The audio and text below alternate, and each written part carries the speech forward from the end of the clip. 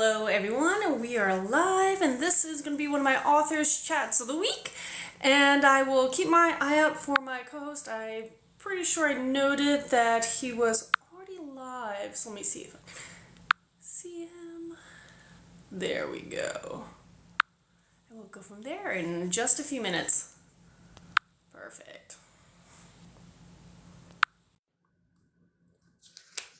Sure, my volume's up. Hello. Hello, how are you? I'm doing well. Yourself? I'm doing great. So I'm so glad we get to connect today and talk about our books. Yeah, it's great. I'm glad you had the time there that we could get together and talk about it.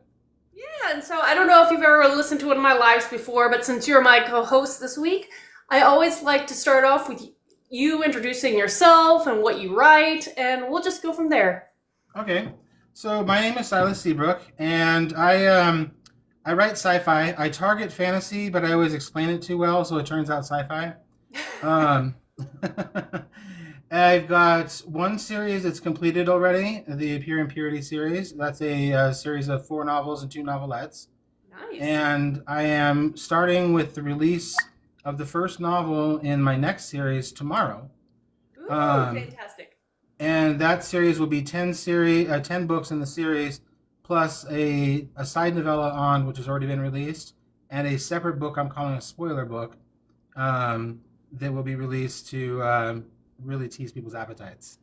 I love that. That's fantastic. So, okay, so with knowing already that you're going to have 10 books, how long in advance did you kind of, in the back of your mind, start working on this new series and kind of start plotting it out? Because 10 books is a lot of books to kind of know that, they're all going to have their own storylines and we're going to go from there. Well, the big challenge when I started plotting out this, I came up with the idea through some just brainstorming. And then I realized that there were going to be 9 books of the same storyline.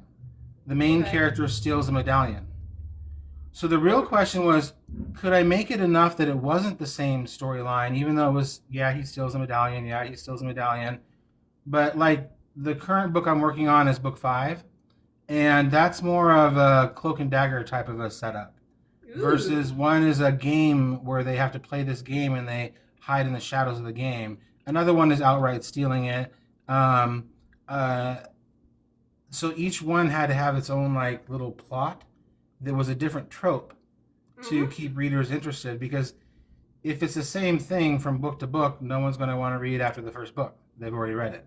That's very, very true. And so, but that is kind of cool that you're kind of pulling all different kind of plots, tropes, as you were saying. I've talked to one of my other author friends on this platform, and his name is Jason Duro, and he says it's fun when you write a fantasy book, but you kind of infuse it with a heist, or write a fantasy book and put in a mystery storyline, because it doesn't have to just be fantasy. And for you, as you were saying, that you kind of originally aimed at fantasy, but they all end up being on the what is it, Sci-fi. sci-fi side of things. That's okay too. You don't have to just be one thing. You can kind of overlap several different kind of genres and themes and tropes, and that's a lot of fun when you do it that way. Yeah, I tell people, especially when they're starting out writing and they're like, how do I come up with my plot? Like, what's it going to be about? And I'm like, well, pick your favorite trope. And they pick it. I'm like, now screw it up. Do something that's different. Change something about it. Make it so that it's not exactly true, but kind of true. And now you've got something that's unique to you. And you can write from there and expand on it. And that's what I try to do in my writing. I don't actually pick tropes. I am an airhead, so I can't remember the tropes. Um, That's okay. I just kind of write out a story, and I'm like, do I have enough twists and plot turns and keeping the reader on the edge of their seats? If not, it's time to, as I like to say, blow something up, which is metaphorical for, well, sometimes it's literal, but oftentimes it's metaphorical, of do something dynamic, have something change, do something random to keep people, including you as the writer, interested. I love that. I absolutely love that. So now that you've had one whole series under your belt, and again, your series of four, you said you had 2 novellas on that one, which is pretty impressive in and among itself. what inspired you, or how did you like get to the point where you were like, yes, I'm going to sit down, write a book, publish it, and it's going to happen? Because there are a lot of people who struggle early on and they never make that affirmation and do that, to its entirety. So how did you begin that process? I quit my job.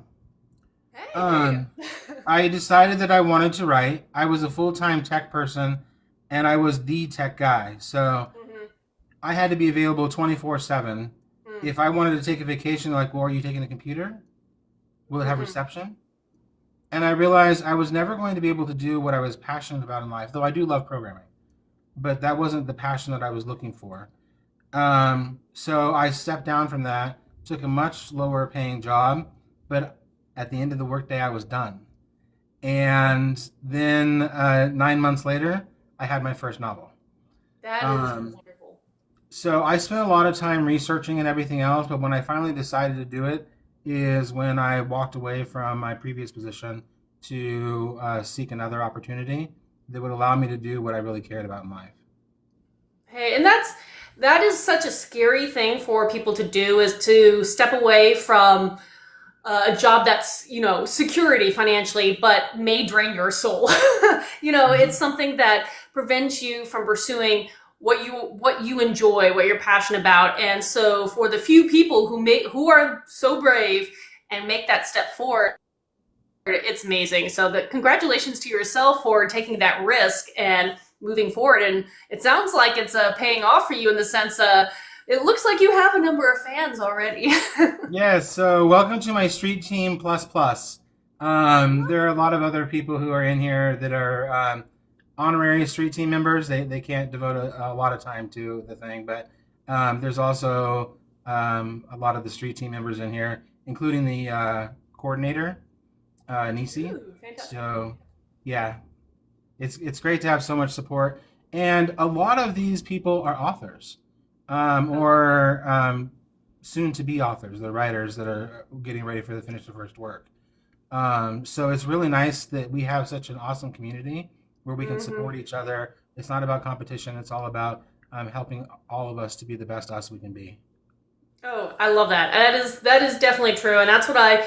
Thankfully, that's been my experience on various platforms, especially this place. Book Talk is so welcoming, I found, and it's a joy to be around, especially when you have so many people in the bookish community that have such positive energy and creative ideas, and they're so willing to share what they've learned and what works for them. So that's very nice to Yeah, find your this is the community. only social media platform I've been able to make inroads on. Everything else has just been roadblock after roadblock after roadblock. It's hard. Here, I have friends that I really care about. I love that. I love that. So now, also going back to the fact that you have a completed series, I'm always curious because I'm about to do this for the second time, complete a series for my second series now. I'm going to have a secondary completed series by the end of the year, Congrats on and that. thank you. But it's kind of heartbreaking. Oh, look, that's pretty. It's kind of heartbreaking when you have to say goodbye to characters. At least for me, how did you handle it for the first time? Because when you've been with book characters for four books and some change, you become attached to them. Um, Especially since the one that I liked the most didn't survive the conclusion. Um, I just cried along with the other people who were crying for him. Okay, it's okay. I've been there too. And I still miss Noel. He was a little bit quirky, but the reason I like that character so much is I can quote another character in the book. She says Noel was not, and he had the ability to create life. Wow. Um, Noel was not a master of life; he was a lover of life, Oh wow. and I find that part so touching. It is. That it's not about what we can control, but it's about what we can appreciate. Mm-hmm. Absolutely.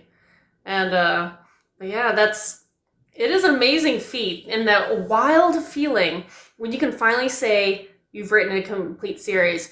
Now, I've noticed when I did it with my first series, the Incarn Saga, since I was four books, and it was kind of my debut into writing and trying to figure everything out, and it took me a long time to figure everything out. But I was going somewhere with that. Something about the complete series. Oh, once I completed it, I did realize you do reach all of a sudden a new population of readers, because there are readers, and they admit it, who will wait until a series is completed before they try it. So did you notice anything different on your sales or reaching new readers once they're like, oh, this is a complete series? Well, For now myself, I've only had about a half dozen people actually complete the series.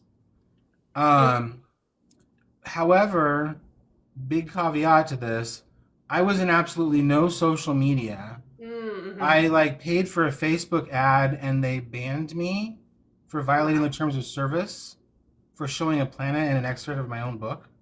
I don't know why. That's right.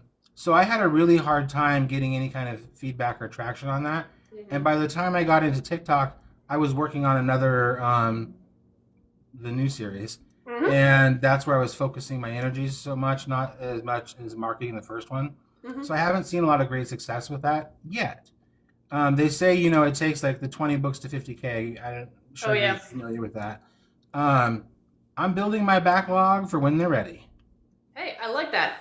And I've noticed that with other people too. I have talked to a few authors who had finished, a series, maybe even two, before they joined this platform, and it was whatever one they were currently working on usually is the one that begins to catch fire on here, and not necessarily a backlog. It's a little harder to stir up sometimes interest with stuff that you've written previously, because a lot of people here like your journey. They like to know where you are and what you're doing. They build the excitement, and they're ready to join you on release day, and that's really neat. So I totally get that. It's funny because my first series, it does well on here, but the most popular series is the one that I'm about to complete. And so my Guardian Speaker series, my dark retelling of Nordic myth and Viking fantasy, essentially. People like Viking fantasy. But so let me ask you a question, if you don't mind. Of course. You have a series that's just about ready to complete. Any chance you're completing it around August 15th? Probably not. I'm assuming the last one's going to release closer to October, November, because they're novellas, and so I try to release 4 a year. And so the last 3 will be releasing toward the second half of this year. I have a big trip, cutting the year in half, so I have to wait until now after I return before I get back to the publishing of the final 3. But I'm thinking the final one will be towards October, November, but there is a good chance that one will release around August. One of those. Well, then let me invite you. We've got until June 15th to invite people. We are doing an epic release event on August 15th. Ooh. So far, 21 authors are releasing their book on the same day, August 15th. Ooh. We're doing a whole bunch of lead-up events to it. You'll see a lot more marketing as we get closer to it, because right now it's 3 months out, so that's a little bit much to be doing a lot of stuff, Hey, it's not ever bad to sprinkle. But I'd like to invite you, if you can make an 8/15 release date on one of your books, to join in with us. 21 authors the same day is just amazing. It is. And what I will do is, I made this note. I will have to go back through and just make sure my editor is on board. But I'll definitely let you know over the next few days what we think looking down the line, because that is where I'm about to send her that novella. And again, their novellas are short, but I want to make sure there's plenty of time for anything to go awry, because I feel like in my life, something that can go wrong will go wrong. Hey, you know what? I got a refund back from Amazon today, and I was like, yes, finally something went right for me, because everything else has been just roadblock after roadblock after roadblock to overcome. I'll take what I can get. Sorry, I'm just catching up. It doesn't matter what book in a series it is. If you're going to release on August 15th, and I don't mean ARC release, but an actual release on August 15th, all authors are welcome. Please just DM me here, and I'll hook you up with the Discord server so that you can be on with everybody. That's fantastic. Okay, I have made my note, but yes, I will definitely, like I said, get back with you, because I have not set release dates for the final 3 novellas, just because I have a book of my other series. I'm releasing 2 series simultaneously. Do not advise it. but that one's releasing next week. So that's been my full attention. Once I'm through there, then I'll switch to my adult series versus my young adult series. Well, congrats on the release. You got Thank it you. going Thank on. you. You're keeping busy. How long I are your novellas? My novellas, they're probably around well, let me see. They're probably like 60,000, 75,000 words. That's a novel. Sorry, I flipped it with one of my other projects. Sorry, my bad. No, they're around they're around 22 to 25,000. Yeah, Oh, okay, that makes more sense. yeah. I'm like, if you're calling that a novella, you're like Brandon Sanderson, right? Yeah, I was gonna say my young adults are like 130,000, and then my novellas are around 25, 22 to 25, and then I had this other project I did on the side, juggling. Lots of juggling. Please don't juggle. Actually, no, you can if you're amazing. I am not amazing. This is why I always kind of stumble along, but it's okay. We stumble along together. Right. So what do you think is your biggest achievement so far? Is it the fact that you've released books? Is it the fact that you found a community? Is it like what has been your biggest Like my achievement biggest as an book author? achievement? Yeah, bookish achievement like as an Okay. author. Because my biggest achievement, just hands down, is raising a wonderful daughter. Um, so Okay, yes, I'd have to go with that, hands down. That's why I asked for a qualifying book.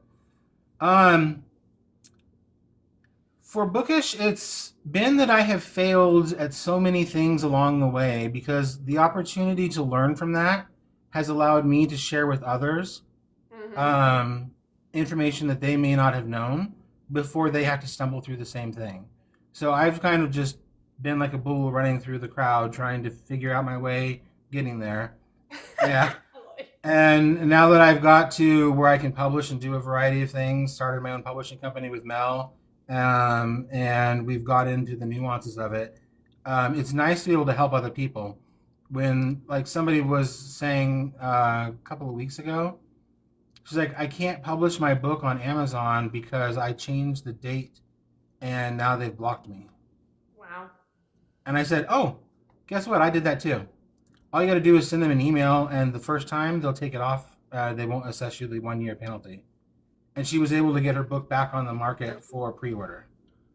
That's fantastic to be able to help people like that. So gaining the skills to be able to help people is really my biggest achievement. I love that. That is wonderful. But yeah, no, I do sympathize with. I've told people over forever and ever and ever. I feel like, especially with my first book in the first series, because I didn't know what I didn't know, I made a lot of dumb, bad choices, and things took exceedingly long to kind of figure out. And it took me a while to start building up steam. But it's so nice now because my first book was released, thank you, in 2016. So it's been a few years. But now with all the communities that are readily available for authors and writers and want to be, writers, that it's easier to figure out what you don't know earlier, if that makes sense. Mm-hmm. Yeah. Because I know I struggled for a long time. Yeah, and because I was not in any social media or knew anyone in Mhm. publishing, had no help. It was Google it and good luck. Yeah, it's hard. But it's one of those things that I definitely made a point over the last couple years to try to continuously educate myself on writing, especially the marketing advertising side. I'm never going to figure out advertising, so let me just admit that. But the marketing side, I I really was try going to to make ask you for sure. tips. Sorry. I like to try things, which is not a bad thing. Like I've started getting into Kickstarters and direct sales and stuff like that. So I'm constantly trying things, and I have like a series of other kind of options of what I want to try next and see what works, what doesn't, what I could improve on and continue on, what I'm going to give up and say it was a good try, but it wasn't for me kind of thing. But constantly challenging yourself to improve is, I think, one of those essential things for writers and authors to continue to move toward your end goal, which is Yeah. being worldwide famous. I don't know what your end goal is, but like whatever it is. For me, when somebody's like, The best review I got so far is I threw your book across the room yesterday. Yes. When people have that kind of passion for the characters and the storyline and what I've created, that's like the treat, not the money that comes in or doesn't come in, depending on what it is. Mhm. Um, it's the passion that other people develop for something that I've created. I like to say that writing is my opportunity to paint on the canvas of someone else's imagination. Ooh, beautiful. And it means that I got that chance to do that, and they appreciated it. You know. Hmm. And I again, once more, fully agree because, yes, it's writing. You, as an author, you want to be able to reach someone and connect with someone on an emotional level. Now, the emotions could be joy, happiness, but it could also be anger and sorrow. It could be, but if you connect with them where they just feel for, the character, the world, the scenario, that's the goal. That's one of the key aspects of my new series. I happen to be bipolar one, Mm, and my character is also bipolar one, the main oh, nice. character. Uh-huh. And so I take you inside his mind during his depressive episodes and his manic episodes Mm-hmm. so that you can see from our viewpoint something you can't normally do and a nonfiction work would never be able to facilitate. Mm-hmm. Um, I can bring that to life in the character, and people don't always identify with them because, well, they're not bipolar, so they're not going to. But they do come away of saying, "Wow, I never saw it like that before. That was so Mm-hmm. helpful." And I've had bipolar people who've read it, and they're like, "Yep, this is it. You nailed it." And I'm like, "Why no? Those weren't his words. Those were my words when I was in those situations." And I think that's another one of those powerful things that authors can share with the world, especially if you're someone who's dealing with something that maybe the average person, if we consider people average person doesn't deal with, be it bipolar, there's autism, or any of a number of things. It's to be able to express something that's very, very real and make it understandable for a wider range, but also relatable for people who are dealing with those situations.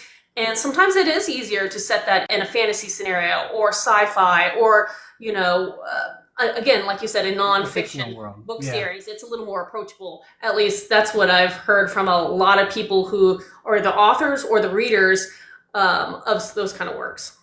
Yeah. So I'm actually doing if you don't mind me pitching something, Of course. to support it. This is National Mental Health Month, Mm-hmm. and I'm also releasing the book during National Mental Health Month. But doing a support for the International Bipolar Foundation, where people Oh, can wow. donate directly to the foundation by going to my website and clicking on the button. And how long is that going to be on your website? Through tomorrow, so, Okay. through the release day. Okay. Yeah, That's pretty cool. That is fantastic.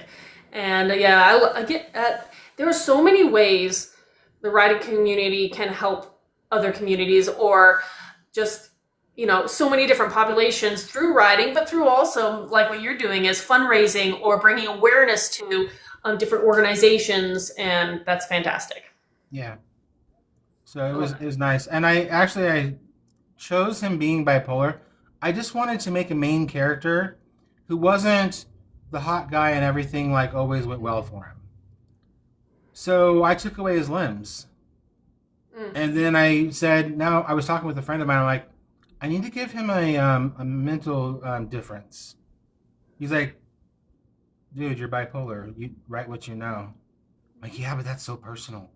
Um, Yes, but it does again make this kind of depth and relatability for people who are needing some kind of character out there to connect to because they're not written a lot. And I think I saw comment a little bit saying diversity matters, and it definitely does. So having people like you be brave enough to write some of your personal, internal, thoughts and emotions into a story. It's yeah, they're not easy. I don't know how emotional your scenes get, but I do cry with my characters.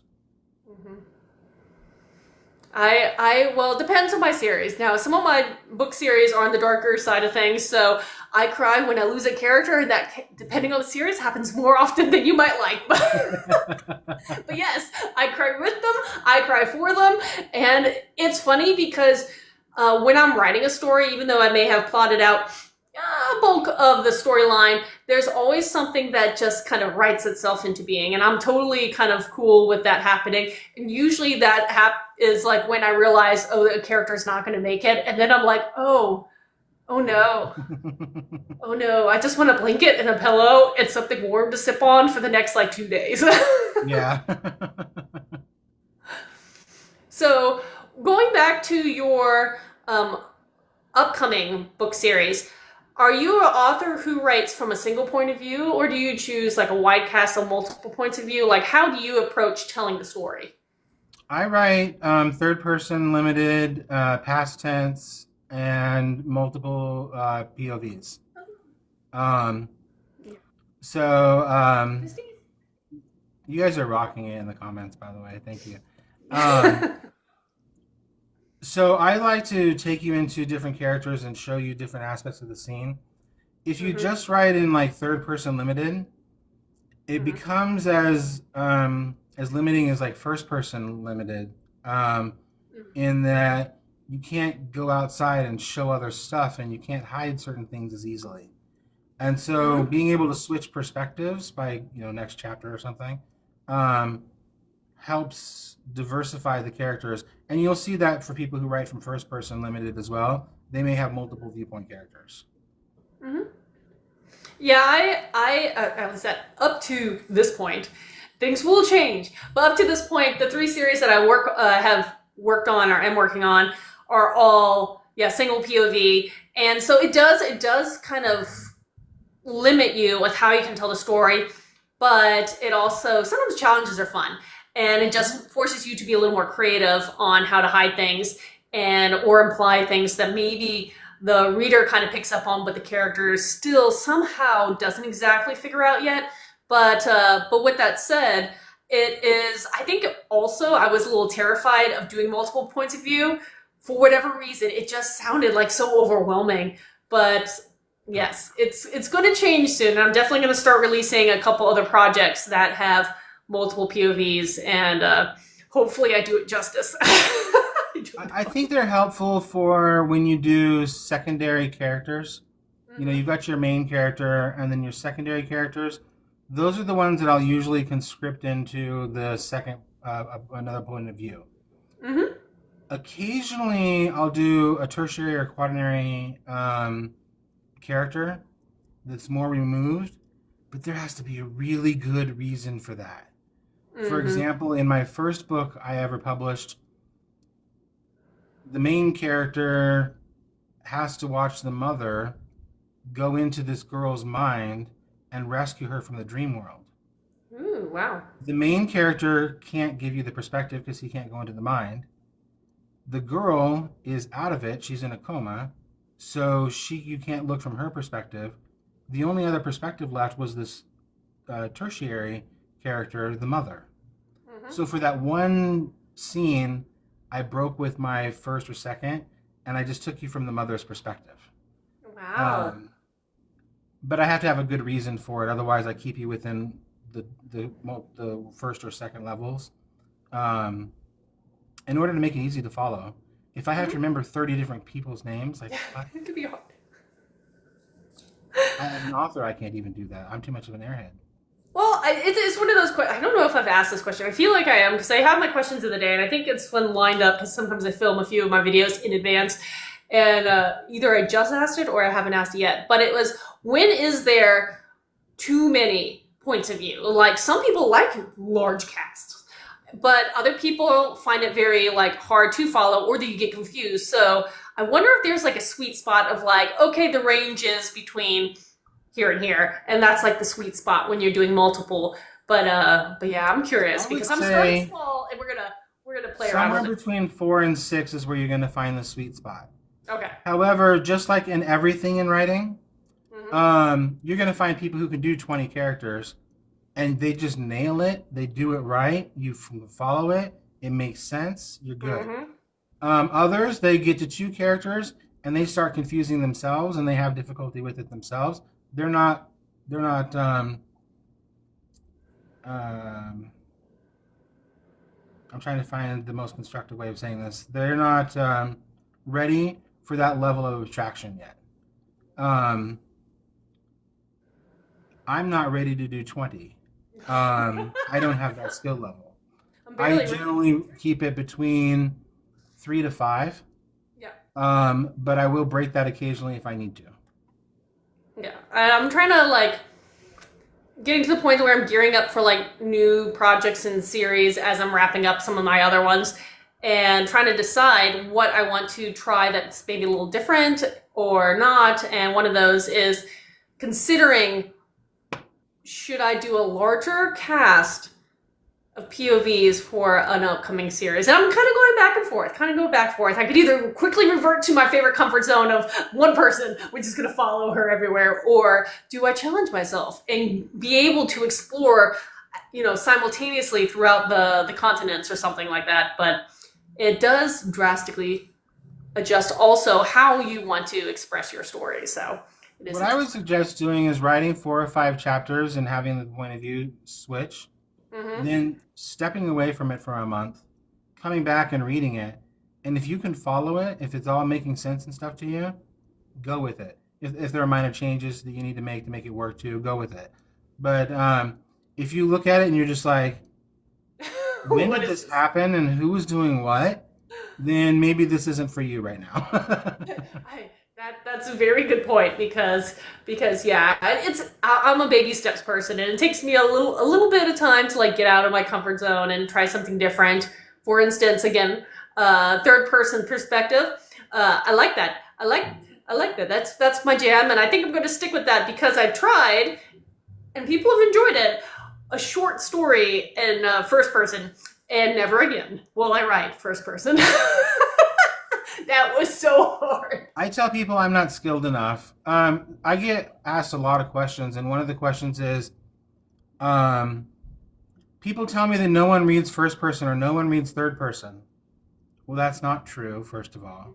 But what it really comes down to is you have to, first person has its strengths and its pitfalls. Third person has its strength and its pitfalls. You need to understand what they are so that you can overcome the pitfalls. Yeah, I don't have and the second. skill in first person to overcome the pitfalls. Yeah, I see someone saying try second person. I don't think I will ever be that brave. Oh, that's Uh, not someone. That's not just anybody. He's somebody who's actually written multiple novels in second person. see, you're the gifted one then because I am not for that. Do not ask me. You don't want me to write that. I will leave it to the creators like you then. Definitely. So for your 10 book series that's coming out, where did that idea come from? Because everybody gets their ideas differently. And mine have come from all over, and everybody other author has talked to. It's always interesting to find out where ideas kind of originate from. So what inspired your new extended series? I started off with I want to do fantasy with Mm-hmm. cyberpunk. Ooh, I love it. And then I asked myself, where's the magic going to come from? Mm-hmm. I'm like, how about vapors? Because they've always got lights. Like the lights have vapors in them. What if I powered everything by vapor? So every form of tech that was cyberpunk was done by vapor instead. Ooh. And now I need a variety of vapors. Well, where are they going to come from? And then I followed that through a path that, if I tell you it, is kind of a spoiler. Um, but it came up with 9 vapors as the conclusion of it. And then I hid those vapors as their sources of them Mm-hmm. throughout the world and created like a little story around it. So it was largely a brainstorming that all started with I want to create fantasy cyberpunk. The problem was I explained how the vapor works so well. Even though I say they have to use ancient spells and there's this old language that's for it, and I actually created a mini conlang for it, um, people still like, no, it's sci fi. Hmm. I don't Well, care what you call it so long as you enjoy it. there is a category science fantasy, so maybe it falls into that. Because I've heard some people throw that term around. I have not, I don't write it, so I don't know exactly much more that other than it is a newer or becoming more popular subgenre, the science fantasy or vice versa. So that thing that kind of merges the two together in beautiful harmony. Yeah. So, in my opinion, I think it's a pretty good representation of what sci fantasy would be. Hmm. Um, it's not an officially recognized term by Amazon Yeah. as of yet, so that you can put stuff into there. And a lot of people argue that if it's sci-fi, then it's not fantasy. And I really don't want to get into the argument. Are people enjoying the books? That's what should really ultimately matter, not how do we classify it. Yeah. And it's hard because a book doesn't have to be under one. I can't mention this a little earlier, but a book isn't just necessarily one genre. I'm sure there are a few, but most of them overlap a lot. So it just depends on how you want to market it that day and what kind of group you're trying to like cater to. Because my young adult series is a portal fantasy, an epic fantasy, a noble bride, a clean fantasy, and the list goes on and on and on and on. It's still the same book, and they all apply. Yeah. It just depends on what kind of readers you're trying to like catch their attention that day. Well, I'll build this series as sci-fi Hmm. because it's not enough fantasy for fantasy people to enjoy it if that's what they're looking for. Hmm. Well, sci-fi. Um, they're talking about the event tomorrow. It's 2 p.m. Pacific, 3 p.m. Mountain, 4 p.m. Central, and 5 p.m. Eastern. Boom. You got it. Fantastic. No, that's exciting. I love that. And but yeah, so I do like the idea of your vapors and talking about how you describe so much. Yes, please show the covers. Don't forget to show I your got book. this today. This is the actual book. So I got them today. And we do the release event is coming out tomorrow. So, yeah, this medallion, you'll see somebody being in here. She said so excited for the event. She made the medallion, and then I converted it into a 3D object and put it on the cover. Oh, that's so cool. So I like that. there we go. That's a nice hue, that blue. But I'm biased. My first book cover color was kind of that bluish hue, and I love it. Oh yeah. Well, the But thing is I brought yes. the spines set up with the special image because they don't match the rest of it. Mm-hmm. When you get all 10 books, the spines are going to line up, and they're going to show the main character with his two sidekicks. So you'll have the whole thing line up with the picture of the three of them across the spines. For me, that is mind-blowing how you can figure out the spine thickness, because that would be my problem, is trying to figure out the spine thickness. I don't have a lot of wiggle room. I measured the spine for this one, and I know that I have to keep all the other books at 311 pages. Because I haven't written all the other books yet, so I can't like pre-do it. Mm-hmm. I just have to keep them all within there. But fortunately, I've been writing these at about the same level for each one. Plus or minus, I might have to add some blank pages to keep the curvature right. But that's how I cut it up, was 160 pixels each. I like it. Okay, that's neat. I was going to say, I couldn't, again, fathom how to do that until I have a complete series. And that is something that I think would be kind of fun to do for one of my first series is do a Kickstarter for like a special cover, like a limited edition cover, make it all sorts of fancy and do like a special run for that. But it is complete, so it'd be easier to figure out fancy stuff like that because right now I'm just like, my brain can't wrap around that. Yeah, you'd have to get all the different covers and then put them together. And then you have to account for overlap and where the printing is off a little bit, but you can't account for everything. Mm-hmm. So You do your best. yeah, these came out pretty nice with the curvature. I got the like placement just within the margins. So I'm hoping that the rest of them will come out equally as nice. That is fantastic. Now, before I forget, I did have a question because you've mentioned that before you quit your job, you were working and programming, but I keep hearing how much you kind of over explain the fantasy parts where now it kind of pushed it over to sci-fi. Do you think your prior job has influenced how you write sci-fi fantasy? Oh, it's just who I am as a person. I have a degree in math and I minored in computers. Okay. So I'm just analytical and I like things to have their explanations. Mm-hmm. Um, I figured I gave vapors these magical powers to manipulate matter, change the elements, manipulate your soul if you want to. Um, and they have these ancient spells that you have to use to get through them, unless you have innate ability. If you have innate ability, they'll follow your will. Um, Ooh. but if with those aspects put into place, I thought it would be pretty self-evident that it was fantasy. Mm-hmm. But then people were like, "Yeah, but you're making like cyberpunk cars out of vapor and making them like turn to holograms and then come into place. That's like all science." Hey, you Okay. never know. You could be becoming the forefather of a new genre because you never know. You could be something absolutely new, and you'll be the one credited to the founding of this new subgenre. There we go. Then people will hate me for it. They'll be like, "No, I came up with the idea first." You have to. I don't think you can get that patent. I don't know how you would like get the credit, but like it is kind of cool how actually I think it was it Gas Lamp. That one is credited to a specific author who was the first one to coin it and talk about it Oh, when he gaslight. oh gas maybe it's Gaslight, maybe it's Gaslight, yes, Yeah, but it's the making you feel like less than you are through the words that they use. I'm thinking I'm thinking like Gaslamp the genre where it's a specific kind of period fiction that Oh, instead of okay. like steampunk, there's Gaslamp is like the next evolution in history. So Gaslamp's a little more Edwardian, Victorian versus steampunk, which is I think the prior generation.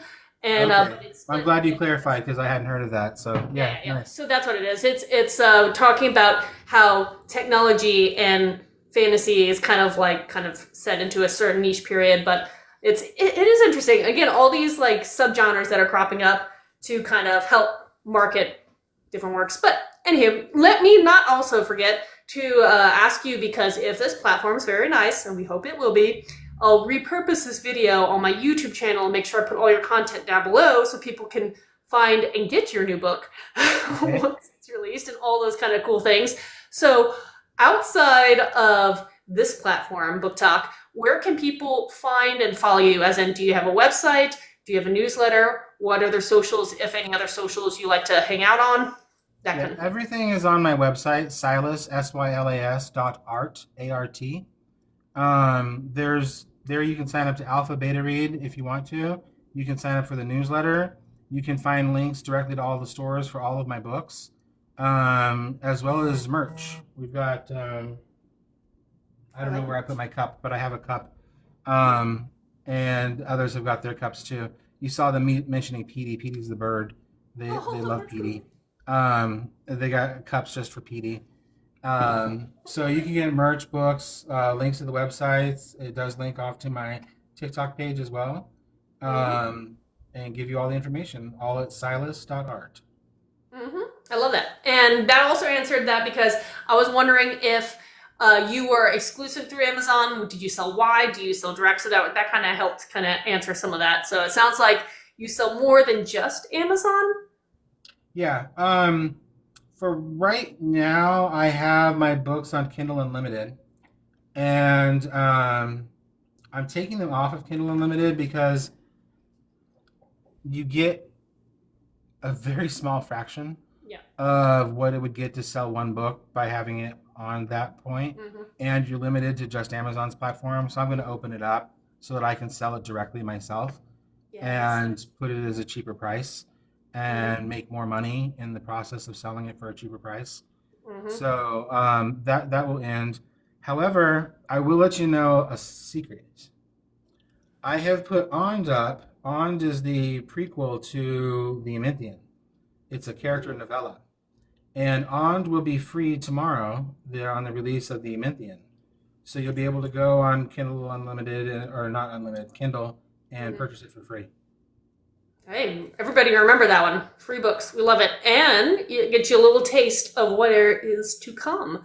But I love that kind of stuff. And yeah, I was with you. But let me pause. Yes. Jason Duro's Eckathor's Greatest Trick. I do think when I've talked to him that he said it kind of falls into a little bit like Gaslamp era stuff. Wonderful guy. Anywho, but yes, it's so neat that you'll be able to put your little, you said short story or novella for free tomorrow. It's a novella. That's nice. It's 21,500 words. Perfect. And that's a nice bite where people can like sink their teeth into it and like be like, I'm sold. This is amazing. Yeah, the Ond is it's the story of a sweet little 8-year-old boy who turns into a 15-year-old badass.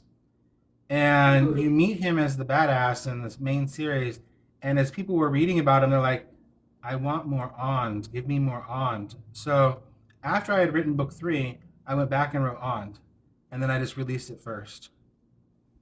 That's Oh, so cool. and I voiced the audiobook for it. That's a good point, Lisa. Oh, that's so neat. I just saw that too pop up. That's really neat. Yeah, I don't know if I would ever feel comfortable narrating my own audiobooks because there's just so much like editing and background software that I don't get it. But for people like you who can do it, and you're one of the best things when you're an author to like figure out your own inflections and how you want the character to sound. So that's pretty cool. And do you have audiobooks for all your work so far, or just a couple, or how?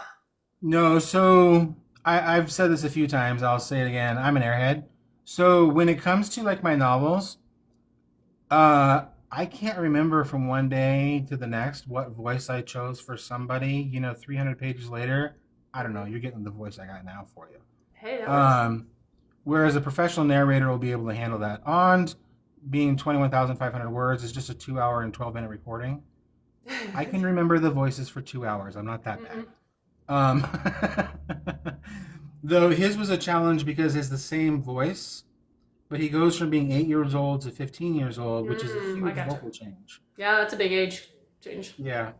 So that was the challenge, to make it still sound Ond-like, but younger versus older, And I have total respect for, again, someone like you willing to take that on your own shoulders, and especially audiobook narrators and who are professionally doing that. And this is why I love all my narrators.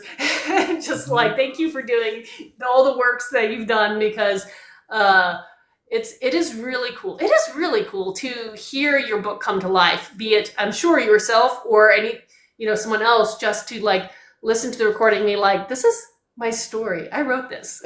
Yeah. I do have my first book, Ardor, made as a audiobook from a different narrator, and that was pretty cool to listen to it and see that kind of come to life in another way, like you were saying. Mm-hmm.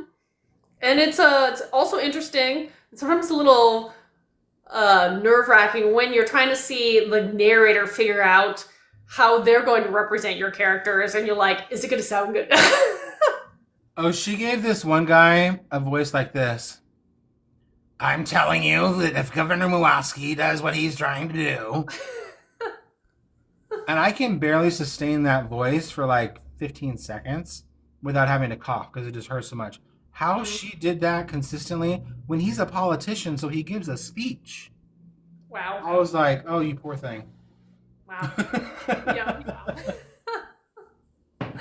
I can't even. Again, I will let the professionals do that one. I know where my weaknesses lie, and that's one of them. So I will definitely hire out to the professionals for that one, because I do not have that skill set.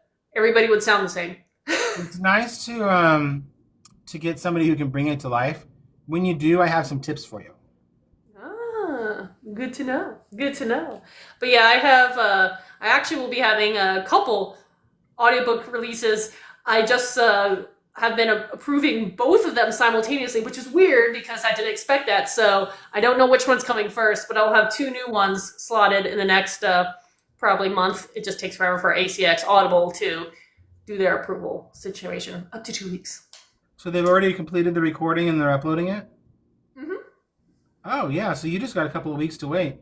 And then they don't bother to tell you. I actually saw the email right before it jumped live where the final tweaks have been approved on my narrators for one of them. And she was like, I'm good to go. So I'm like, well, you might be the first one then, because the other one's like on your heels this time. But it is really cool because I have, for my 3 series, I have one that's a male narrator. And then I have one have for a female narrator narrating everybody, and then I have a voice cast for my third series. So a little bit of everything, and it's just kind of cool just seeing how everybody does their own take or interpretation. Thank you for What's that. a voice cast? That one, I think it's phenomenal the way it sounds. I don't think I'm going to pursue it because it took forever, but each character had a different actor. And it has Oh. background noises and music, and it's going to sound like an old school radio program in the sense that it's going to try to be very immersive, and you'll have like the battle scenes with like the swords and the shouts in the background and, you know, all that fanfare. Really cool project to have done, but it took so long just to make it work that it's not, it's one of those things you try and you learn. And so unfortunately, it just took too long to be able to then produce the subsequent ones the same way. So book 2 is going to sound a little different than book 1. Yeah. That's okay. It's okay. We're trying things. But yeah, so that's for my new adult dark shapeshifter war-based fantasy series, the Incarn Saga. Okay. All the projects, all the fun things. I think people are so creative, and like yourself, it's so cool to like talk to other people who are so creative and come up with like fun and fresh and new ideas. And since we're actually getting closer to rounding the hour, let me ask you, as well as all the people chatting in, is there any topic that we haven't covered that you want to cover, and or any question that you'll want to ask that hasn't been asked yet? So we have about 10 minutes ish, more or less. While they're posting, the release of the Amentian is tomorrow. The event is at 2 p.m. Pacific, which is 3 p.m. Mountain, 4 p.m. Central, 5 p.m. Eastern. And I will be giving away a signed copy of the book at some point during the event. That's so Plus, in addition to hearing the first chapter of the Amentian, you will hear from other authors who will participate and read from their works as well. So if you can show up at, again, 2 p.m. Pacific tomorrow, that would be great. We've mentioned the epic event, Leanne, because I invited Katharine to join us. Yay! Like I said, I'll have to talk to my editor to make sure it's feasible. Yeah. It should be, but I just don't want to throw something at someone and they're like, let me be fair to. While we're waiting on questions, I'll show you this. This That is is- a character from my 4th book. That is terrifying and awesome at the same time. Yeah, that's what the antagonist thought too. Yeah. Just before it got him. So I see a question popping up. Do you have any new projects you're working on other than your current series? So you're working your way through your series. Do you have, I'm going to pass it on to you first, but like, do you have any other projects you're working on behind the scenes? Coming up with new concepts? Well, there's this story that I wrote called Amio. And I wrote it for somebody whose child was in a bad situation. And she asked for something that had a positive message. Mm-hmm. And I did, because it was supposed to be middle grade sci-fi. Because there's not a lot of middle grade sci-fi. Yeah. And I wrote it, but I only kept it at like 5,500 words because, okay, let's face it, I'm nowhere near middle grade. So I had no idea what their attention span could be, and they want me to lengthen it into a richer story because I actually printed it off as a little book. So Amio is kind of like my side project. I don't have any other one at this point because this 10-book series is going to keep me busy. I've got 4 books finished. I'm halfway through the 5th book. And for the next 3 years, I'm going to be releasing a book every 3 months. Wow. So Wow. I am probably next year, I'll start thinking about what I'm writing after this when I'm on book 8 or 9. But I've still got 6, 7, 8, 9, 10 plus Jar of Rays. So I've still got 6 books to write and 6.5 books to write. I understand that feeling with those long series, and like I mentioned a little earlier, my Viking dark fantasy for adults, that series is going to wrap up this year. So because of that, and I write multiple years in advance of publication, kind of sounds like what you're doing too. That it's allowing me to start doing new projects. So in the meanwhile, while I'm continuing to release my young adult series 1 to 2 times a year, we'll see how that changes up. But yeah, I'm definitely starting to do new projects. I have one standalone I wrote, which is called my secret project right now, because it's very different than what I've done before, and I'm still wanting to kind of tweak a little bit before I make any announcements on that one. But I definitely have another duology that I could potentially jump on next, or another long series that would fall into a little bit like D&D meets The Witcher kind of vibes, and again, towards the dark How fantasy. many books are you working on at once? That's a trick question, because I have them all in different stages. So it sounds like a lot, but it's probably, I'm putting as much time as probably another author in is as well. But I have of my unpublished works, I have 1, 2, 3, 8 unpublished works, but they're all in different stages. Like, a lot of them are on my sleep shelf, where they're just going to sit there until it's time to pick them up and start going through the editing process. So they're going to sit there for a couple years, because that's just the way it is. But I like having a buffer, so I can theoretically plan a year out, and just say, oh, release here and here and here. It never works that way. Yeah. I will do my best. It never is going to work that way. But I also have to admit that, like, I am a full-time, I say in quotes, author and artist. So when I'm not painting, I'm writing, and when I'm not writing, I'm painting. So I do have that luxury. Gotcha. It's fun. That's nice. I'm not a visual artist. Hey, that writing is a form of art, and it's one of those, it taps into what you said something like, again, the eyes of like your creativity, your mind, your brain. So it's another artist, another type of art. Oh, that's why I say I'm not a visual artist. Like, I am an artist, but I don't do visual arts. Hey, that's okay. You're also, you kind of that balance of artistic and the mathematical and scientific side. So you're the whole package. Meanwhile, I'm the art person. Yeah. Someone needs to hold my hand if you're going to try to like lecture me on like quantum physics. Though it's always fascinating, I guess. I see another question. What advice can you give for indie authors? Ooh, that is a wide-ranging question. Do you want to start with this one? Sure. The advice that I give to indie authors, and many of you will know this, is the stereotypical just right. But I don't mean it in this boring, like, okay, just right. Mm-hmm. I mean, don't let anything stop you. Mm-hmm. Nothing, including yourself. When you want to go back and edit, stop and keep writing. Just keep writing. Because the most magical thing that you will experience from that process is when you're done with your first draft and you go, I just finished a novel. Mm-hmm. And you will be so pleased by that.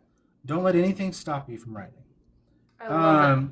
The second thing I would say for indie authors is use caution. We're oftentimes told, yeah, but the rules don't have to apply. And what happens with some newer authors is they start saying, yeah, but I like it that way. Yeah, but I like it that way. Yeah, but I like it that way. No, master the rules. Master it within the rules, then break them. I do agree with that one too. Mm-hmm.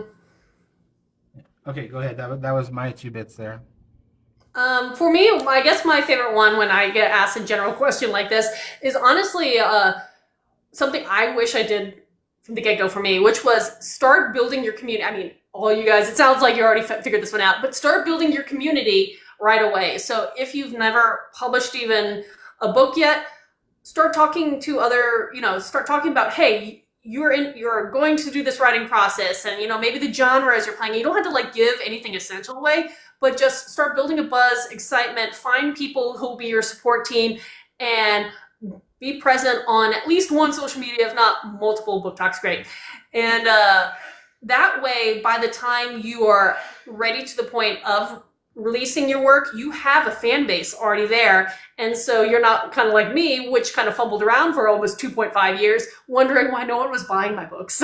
Because I didn't have a platform. I didn't have followers. I didn't have, that network. So start doing that as early as possible, and that would benefit you. So that's one of my favorite things. I did see we missed a question saying, how long does it take? Oh, here's another trick one. I call it a trick because I have a reason. How long does it take to write one book? What's your process? Did you want to start Oh, with this one? yeah. Oh, wait, you want me to start it? You rotate. For me, again, it's hard for me to say because my first book was 10 years from idea to publication. Now, 4 years were college. I was pretty young when it kind of came in mind to start dabbling with the first initial chapters. But it took me a long time. And again, a lot of that was due to the fact that I didn't have that network. I didn't have the resources. And so I was a lot of trial and error and figuring out just the whole process, how to do everything. And it's once I kind of figured out some of those steps, it became easier the second one, easier the third time, and continue to build up speed going forward. So for me, it's hard to tell because at this moment, I'm always working on the morning, I'm writing new book, new material, new chapters. And then the evening or afternoon, I'm doing editings for book one and listening to audiobooks for another project and all that stuff. So I can't really give you a good answer because I do this weird loop with all my books. So it's really hard to give a straightforward answer. And everybody's different because everybody writes different size books. And, you know, someone could be writing a 45,000 word novel and still a novel. Other people could do those 300,000 book monstrosities that are still books. And so sometimes someone takes a couple years. Other people can knock one out a month or two in a month. So for me, I can't really give you a straight answer, and that's why. How about you, Sylas? I can write a 50,000 word novel if I'm not depressed in 2 weeks. I will spend 4 to 6 months editing it after that. But I can pop out somewhere between 2 to 10,000 words in a day. When I'm not talking on TikTok too much. Yeah, and I guess Actually, if you go by the science, what is it? Science Fiction and Fantasy Foundation or something like that. 40,000 words qualifies as a novel. Between 17,500 and 40,000 is a novella. But that's about how fast that I go, which is pretty quick for writing out those things. I wrote on my 21,500 word novella, this one, in 3 days. That was averaging 7,000 words a day for 3 consecutive days. So I go pretty quick, but then I spend a long time editing. And again, everybody's process is different because some people like their first draft to be pretty much complete, and that will take them a lot longer versus someone else who'll do a very crude first draft and then have a lot more months filling it in, tweaking it, and editing. So everybody's a little different.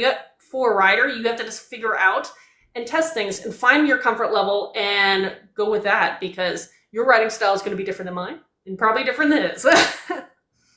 Now, I do see another question popping up saying, I think this one's for you, when self-publishing, did you decide to start your own publishing company? Oh, this may be So no, I did not.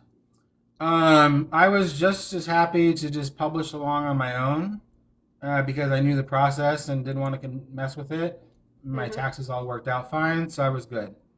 However, a friend of mine, Mel, said that she was working on a publishing company with another friend of ours, and it ended up that we joined forces to try to take the knowledge that we had accumulated from publishing books and make it easier for other people to be able to publish them without knowing all the various steps. Because a lot of people are like, I want to write, I don't want to know the difference between a developmental editor, a line editor, a copy editor. I don't want to figure out who's a good person to go to get my cover done. I just want somebody to make it for me. And I do not want to figure out all of the places that I have to publish and how to get the files up there correctly and all this other kind of technical stuff.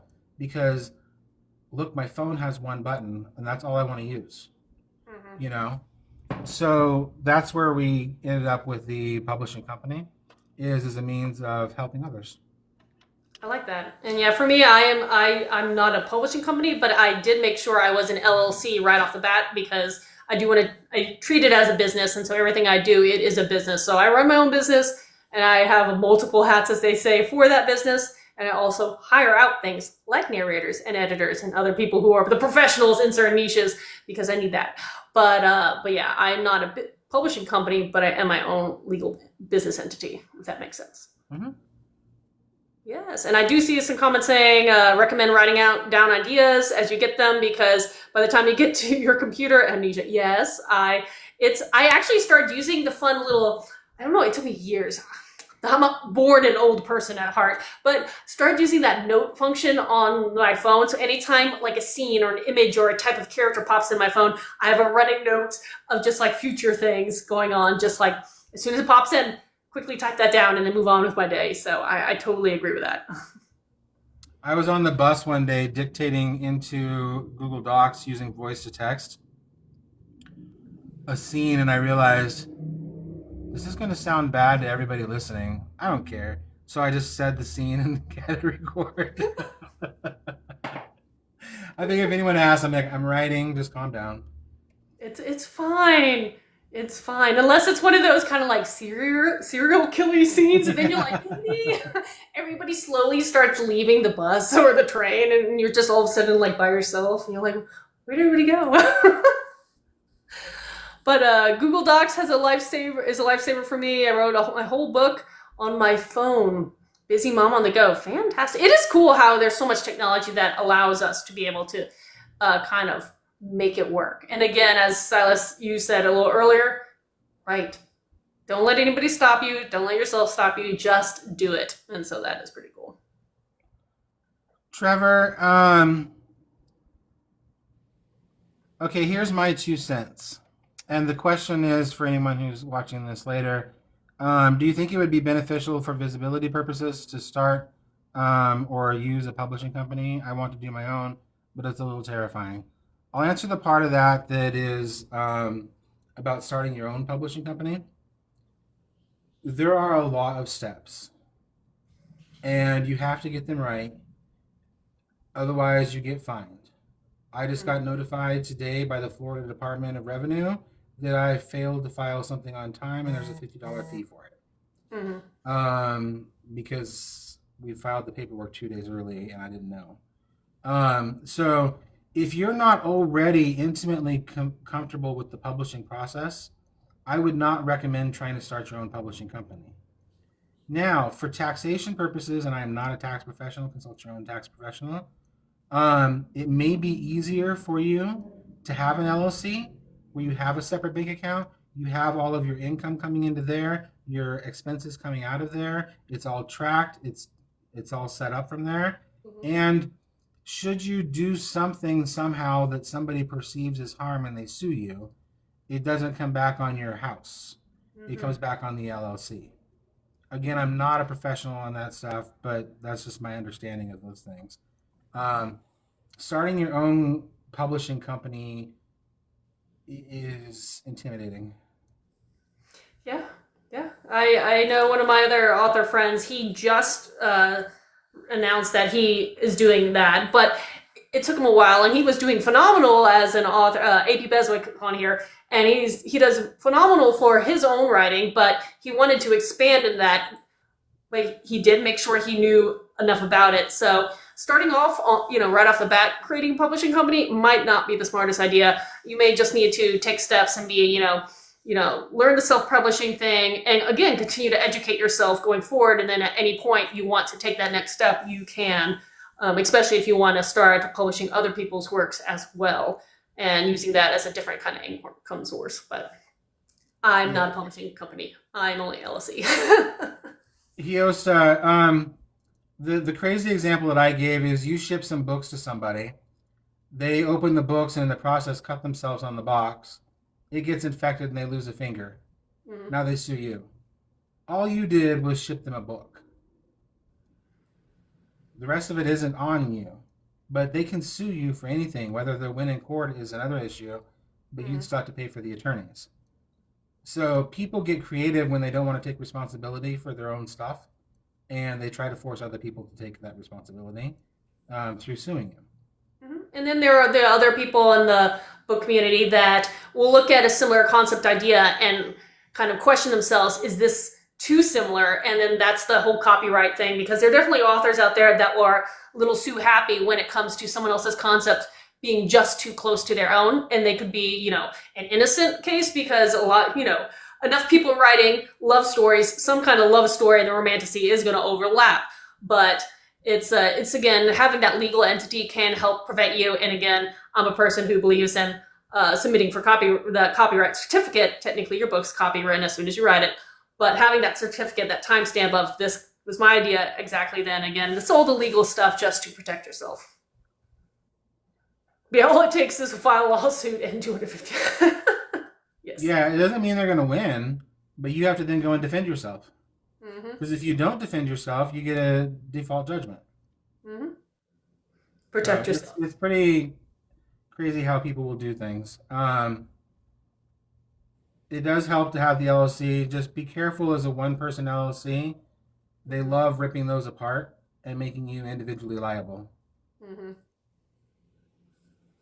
And there are different kind of LLCs, but again, as a legal person, I'm not going to give advice on which one to do, but there are multiple ones. Again, educate yourself or also ask other people. There is a book, actually, I have it on my desk. It's Law and Authors, a legal handbook for writers. I cannot read from this distance without my eyeglasses in the author's name, but it's a good reference for anything, legal questions for authors and writers who have questions, again, for anything about LLCs and copyright and any of these other kind of, again, stuff you never think about when you're thinking, I'm going to be a writer, until you need to know kind of thing. So that's a great book to have as a reference guide. And Law and Authors, a legal handbook for writers is the title. See, I have a cheat. My aunt's a corporate tax attorney, so I just call her. Ooh, that's also nice. I got a little cheat there. Yep. What their characters put me through. There you go, EA. That's the running joke. But yeah, I'm sorry. I'm sorry, but not sorry when I break someone's heart when it comes to writing. But I do know I've heard my dog kind of pace by the door a couple times, and he's reminding me that it is close to wrapping up. So if anybody else has any last minute questions or anything else, please post them in the comments now. And regardless, I'm so glad that everybody else has come out to kind of hang out, chat, talk books. And I'm so excited for you, Sylas, for your book release. Yes, and I'm excited. So neat. And be ready to celebrate. Perfect timing with it coming out tomorrow. Yeah, and 5 p.m. Eastern, and then you work backwards all the way to Pacific. Yep. But yes, and again, I do these weekly, or typically I do these weekly, and so I plan them in advance. But if you ever want to come out and do another one of these later on, let me know, Sylas, and we can always schedule one. And same goes for any of the other author people out here. Of course, you have to have the live function, and I can't give it to you. You have to have 1,000 followers. I think that's the rule. I think it's 800 now. They've lowered it. That's nice. Unless you're in Canada. That's what I've heard, the current rumor. You never know with TikTok. No, they change things all the time. They also like to test things out. And sometimes the things that I like, they take away. And I'm like, no, I actually like that function. Depends where you're at. Okay, good to know. But yeah, so just be aware. But yeah, thank you for everybody. And again, come back tomorrow for Sylas's release party, 5 p.m. Eastern Standard Time. I can work all the way back to 2 p.m. Pacific. Yep. I remembered it. I got it. Yeah. Cool. And for everybody who's been joining, thank you. And I will talk to y'all, hopefully, another time in the future. Well, thank you. It was a great interview. I appreciate your time. Bye.